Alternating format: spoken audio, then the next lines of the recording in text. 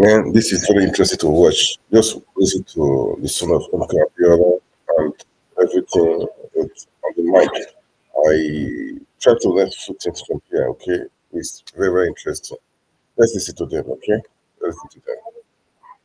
Probably not being probably managed. Do you have those kind of regrets and kind of pains that the former, I mean, the one foremost person and the richest person in Nigeria, that legacy is not being pushed as exactly the way it was? It's a total shame, actually.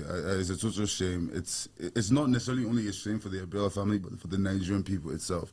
You know, there were monies invested in some of these businesses that we're talking about. There were Nigerian people employed in most of these. I think we were the highest employers of Nigerian labor. You know, it's sad that, you know, we were not able to maintain that dynasty, even if it's not to the 100% magnitude that my father did, but we can still try to do a 50% or even 10%. It's something. Something but now we're not doing anything. We can't even help the nation at this kind of trying time. Like even the president even acknowledged the economic difficulties. It would be nice for the Abiola family to be able to engage with the Nigerian people and see how we could elevate some of these pressures. But like I said, you know, most of these things is a lack of leadership, and I think we've seen the when the leadership is not willing to just have that conversation. You know, you have to know. Like for me, I always say that if I have any kind of health issue, I have to first of all know what history I have before I can start solving it. So for me, what I've tried to do in my little way was I first tried to reach out to my older brother, MKO Abiola, and trying to reach out to him just to figure out exactly what the issues were around why most of all these companies are not being functional. For instance, you know, we had Concord newspapers. That was huge. We had Abiola farms, about 45,000 hectares of farmland across the country.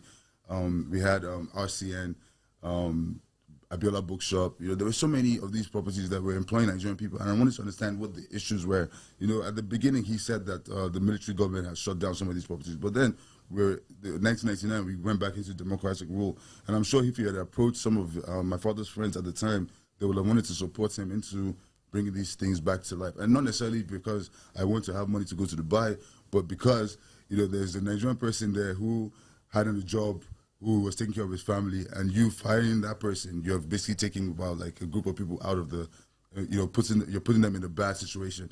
So I was very worried about that. So what I did, after I tried talking to him a couple of times and I wasn't getting a positive response or a response that even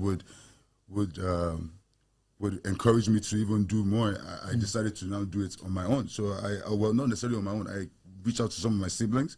You know, the Abiola family, we're not that much, because people are thinking that we're a lot. We're only 55. Really? Yeah, Out of how many wives? Well, there were 40 wives, according to in the will, but I think about 40-something, though. So there were some wives that were not there at the end, within the beginning, but not at the end.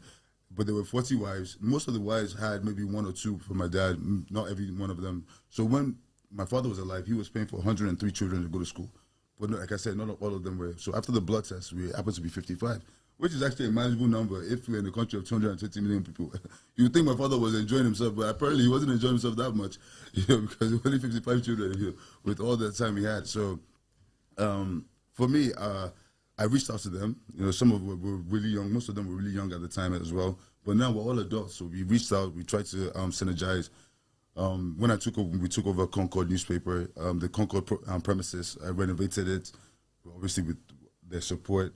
Once it was renovated, we got it, released it out to certain businesses just so that we could generate funds. The idea wasn't to just do Concord, it was to do it one step at a time. Like you have a big cake, you don't eat the cake all at once, you cut it into slices, right? So I was thinking, let's do the Concord, let me show my capacity, let me show what I'm able to do, and let me also show that I'm a good accountant of what you've entrusted in me. So when we get money from this property, I split it with all the siblings, and this is the only way it can work. And I think my father made that clear in the will. He stated it. He said, okay, after he had given all the wives their money and all what was rightfully theirs, he said everything else should be sold and shared equally amongst all my children. I don't really believe my father wanted to sell it, but he wanted us to come together as a one unit. But for some reason, we've still not been able to like synergize, especially with the first family. And I'm having that's Simbi's children, Simbi's. And which Kola is the first child. First. I mean, are you in a good relationship with Kola? Well, I don't think we're really in that. The last time I saw him, he said, and I will quote his words: "Do I want to do fire for fire?"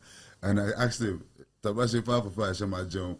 because that was all that. Because the idea is not about look as the whole Nigeria is in fire. You asked me if I want to do fire for fire.